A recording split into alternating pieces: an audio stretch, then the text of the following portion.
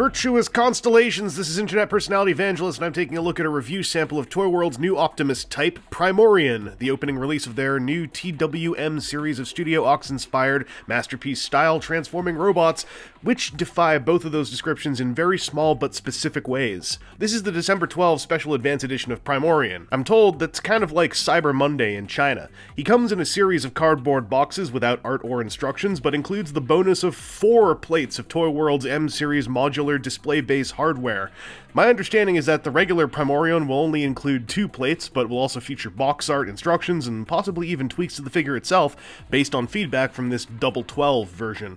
Primorion, or Primorion, is very clearly an Optimus Prime, with a thick boxy silhouette and several pieces of Studio Ox detailing. Here's the thing though, he's not straight up Ox style.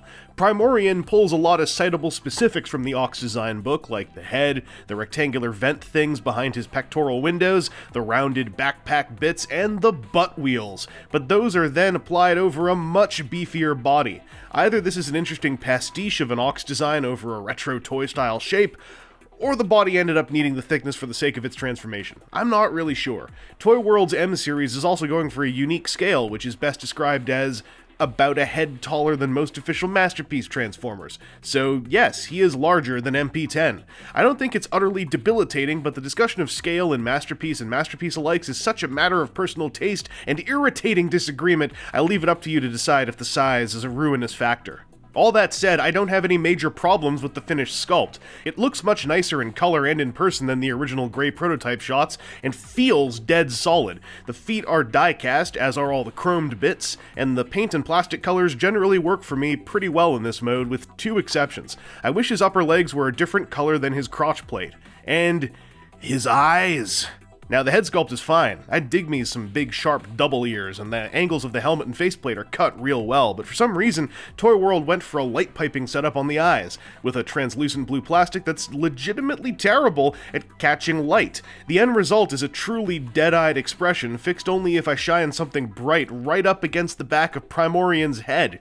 It looks like it'd be easy to remove the light pipe block to replace it, or paint the eyes yourself, but man, do I hope this gets altered on the final retail release. By the way, those ears are made of a very durable plastic, mostly to help survive the transformation. It feels kind of like palm to me, but yes, they do look a little frayed at the tips. Primorion's got some neat mecha-centric gimmicks in this mode, including little slide-out vent thingies on the cheeks of his helmet. You can use a fingernail on the gray slider things on the sides of his helmet, but I find the outer ears are pretty good at moving them in and out. Also, the one on your left, Primorion's right, really loose out of the package compared to the one on your right, Primorion's left. Before you open his matrix compartment proper, the windows can be hinged down to expose his Ox-style rectangle venting. Despite the flaps pulling out slightly on their hinges, I find that opening them often bumps them against his silver flank strips and starts to open the whole chest up. The blue window panels can be swapped out for smoky gray ones, by the way. Not sure if this is going to be a thing only on the Double 12 version, but those pieces were changing color between test shots up until this release. Primorion's shoulders can open and revolve to switch from solid red panels into translucent insignia-shaped windows over silver-painted mechanical detail. These also have smoky gray swap-out parts for the blue stuff, and it took me days to get the blue stuff out of those panels. There's no obvious place to lever them out of there, so I had to do some very careful levering work with an X-Acto knife. Oh, also 4 small red triangles are included, and I think they're supposed to fill in the gaps under the insignia windows. For some reason, I'm shrugging. On the whole, I actually dig this gimmick conceptually, as it allows for badges on both, either, or neither of Primorion's arms. Also, here's what a Repro Label's symbol outline sticker looks like on there. Down on his legs, Primorion brings back the spirit of that good old MP01 vent flap gimmick. It's no longer spring activated, but the vents are all interlocked, so they do unfold in unison. Closing them up is a bit mushy, but I find it works if I smooth them out a bunch with gentle sequential pressure. Anyway, that matrix compartment. It's got a few spots of metallic detailing and mounts a nice solid die-cast artifact that looks tray-sharp even with its yellow crystal. It doesn't open up or even have much room for Primorion's fingers in its grips, but looks and feels rather choice regardless. What a missed opportunity though that there isn't a swappable blue crystal piece. Primorion's yellowness continues into his axe, which is a very yellow, hard, translucent plastic with the barest hint of orange. It slips over his wrist firmly, and did I mention that it's hard? It's very hard, and that means its corners are pretty gosh darn pointy. Primorion's rifle is blue.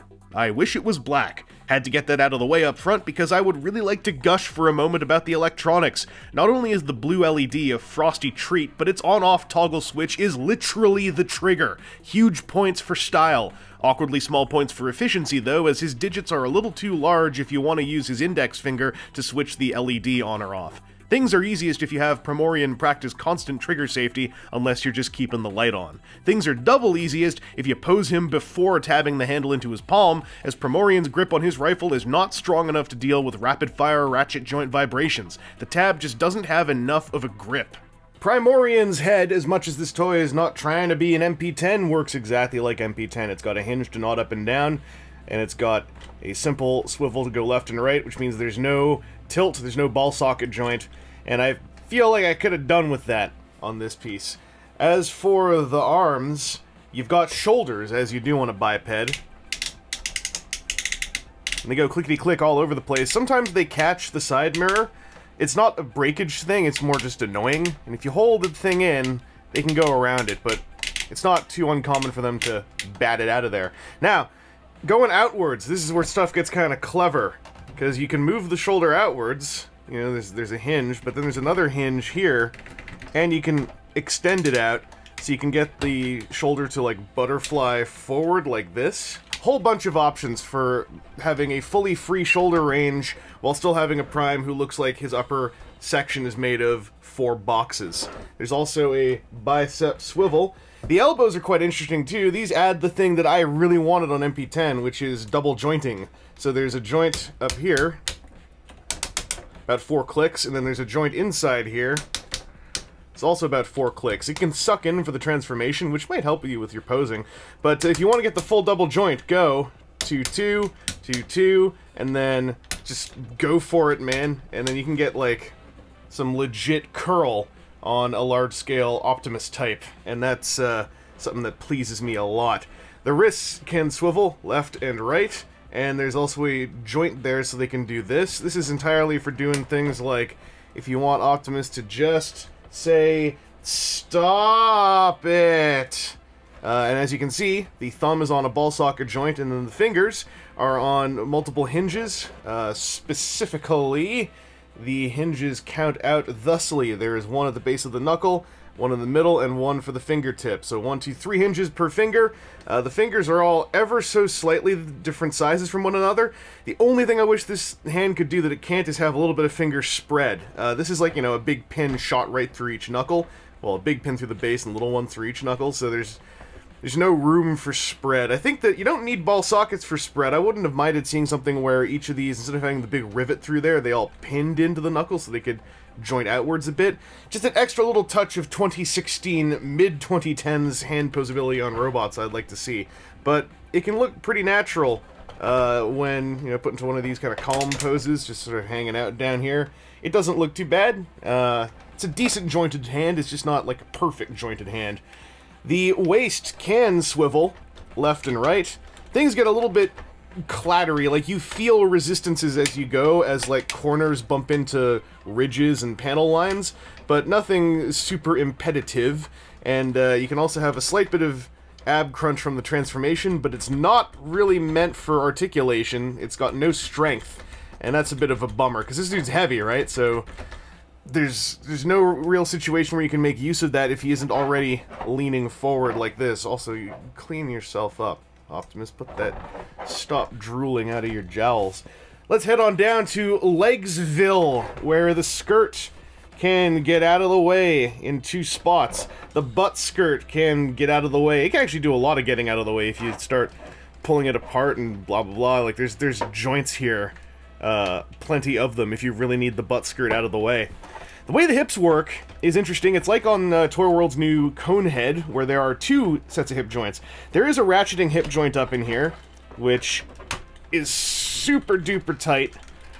It's not going to give out anytime soon. Some kind of eBay notification went off. We'll find out what that was later. But if you want to keep the skirt down and not immediately have to, you know, bump the skirt up to pose the hips, there's a second hip joint right here. This is just frictional. It's pretty decently tight, and this means if you just want Optimus like stepping forward slightly, you can have it look natural, you know, without breaking up the skirt sculpt. And then if you want him to, like, kick a mother in the face, then you can start ratcheting this thing up. It's super, super tight, though.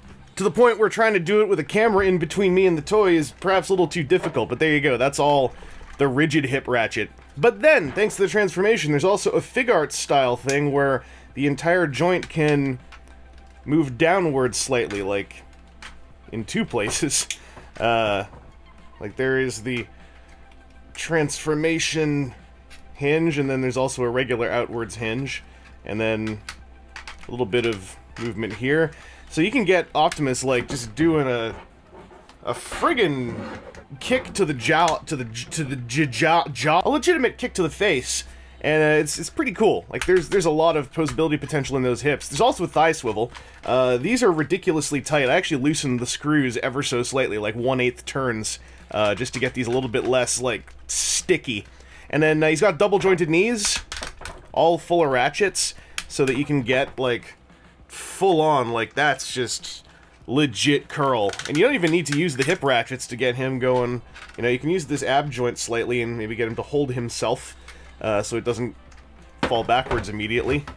Oh, I guess we gotta use the hip ratchet, but basically you can get him looking like he's sitting down getting ready for some, you know, ocha, or he's meditating under a waterfall. And finally, his ankles have got a couple things going on. They can tilt, number one, thank goodness. There's even a little jointed flap here if you need that extra, like, 5 degrees it'll give you. And then the whole foot on a separate joint can move forward, like this. Can't go backwards very far, but it can go forwards. If you want to get it going backwards, you kind of have to BS it by just pointing the toe. And then, this is harder to get going, but there's also a rotational swivel if you want to have his feet pointing outwards ever so slightly without activating the thigh swivel. It's only very slightly, but the thigh swivel does break the sculpt, so I could see that being useful for somebody. This guy is hardcore posable, which is, I would say, his greatest advantage over MP10, if you are comparing the two for some reason. This guy has a lot of the posability tricks I wish MP10 had. The double-jointed elbows, I think I even commented on way back when that toy came out. So it's just cool to see on a large-scale Optimus some more modern posability. So the Double 12 initial release of Primorion did not come with instructions. This is representative of my best guess at the process, and right up front comes my least favorite bit, where the head folds away and the long ears totally blindly slide into a pair of crevices that you can't see or confirm the correct usage of until about halfway through transforming the torso. Basically, they should hit the inner wall at an angle and thus get rotated down into their channels as the head continues to push into its compartment. And truthfully, I've never had this go catastrophically wrong. It's just a really freaky thing to have to do the first few times, triply so without instructions. Anyway, the rest of the upper body transforms in a fairly logical way, which involves a whole lot of hinged part swapping. The arms deploy new panels of wheel well overhang that are much larger than MP10's little elbow triangles.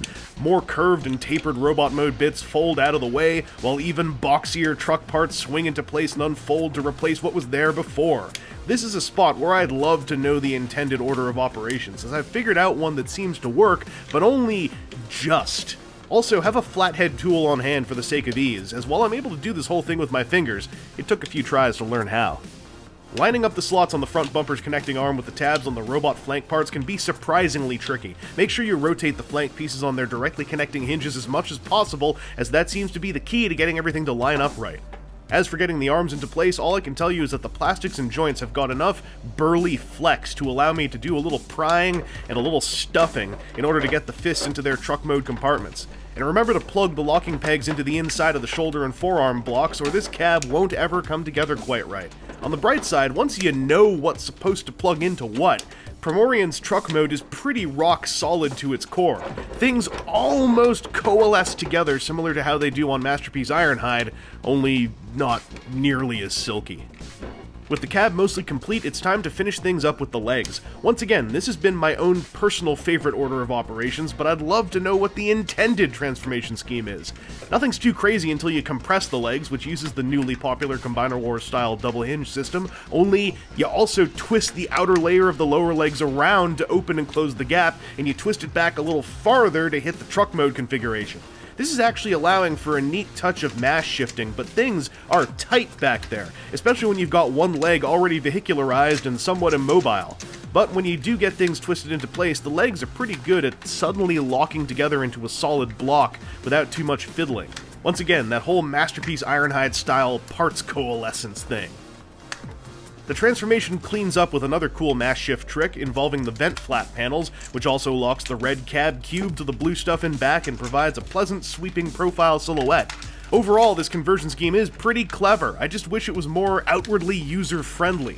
It's on the more panel-y end of a chunk and hinge-oriented transformation, but still stays in my happy place, maybe more like the borders of my happy place, due to almost everything having a clear and linear path from one mode to the other. While I hope an instruction sheet will erase some of the initial mystery for a new user, there are weird and esoteric ideas in Primorion that would be better served by a designer video demo of some kind. I want to know the intended process.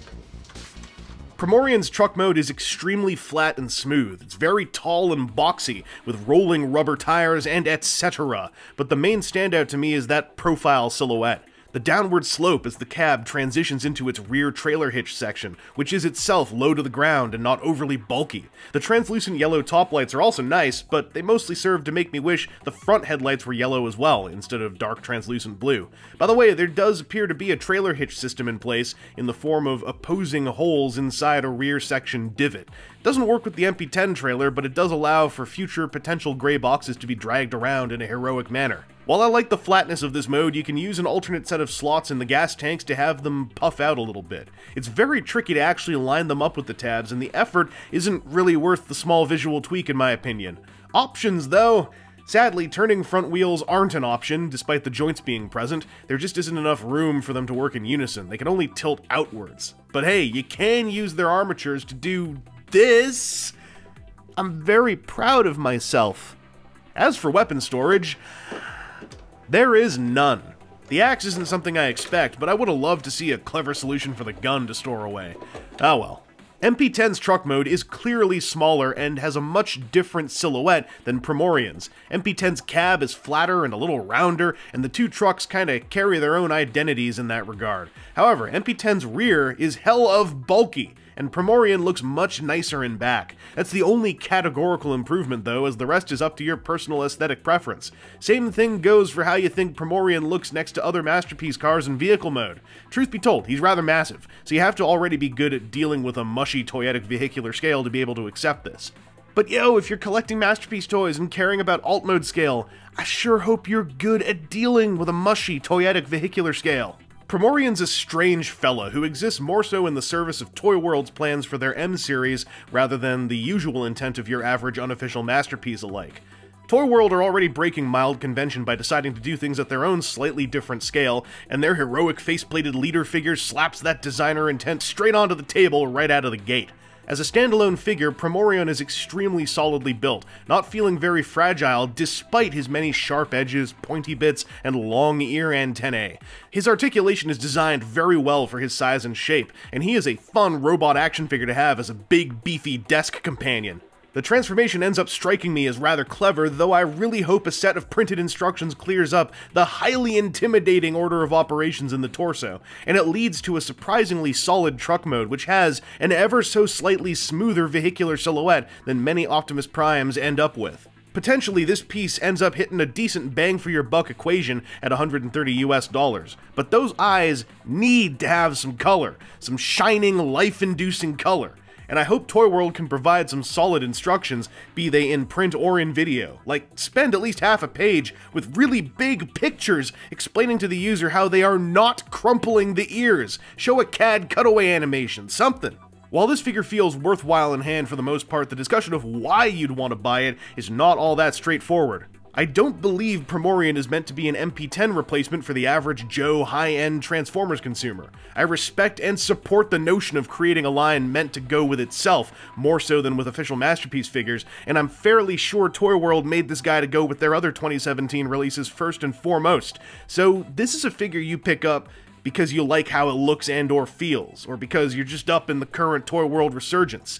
Not because it fills a slot, or replaces an occupied slot, or panders to cartoon screen caps and the now very shifted aesthetic of official Masterpiece Transformers. Which, in summary, means Toyworld have got quite the uphill battle ahead of them. Anyway, this has been Internet Personality Vangelus, and I hope this video has helped you with your own Primorion curiosities. Shouts out to David Q for setting up this review, and shouts out to you for watching it, because if you're hearing this, you've made it to the end.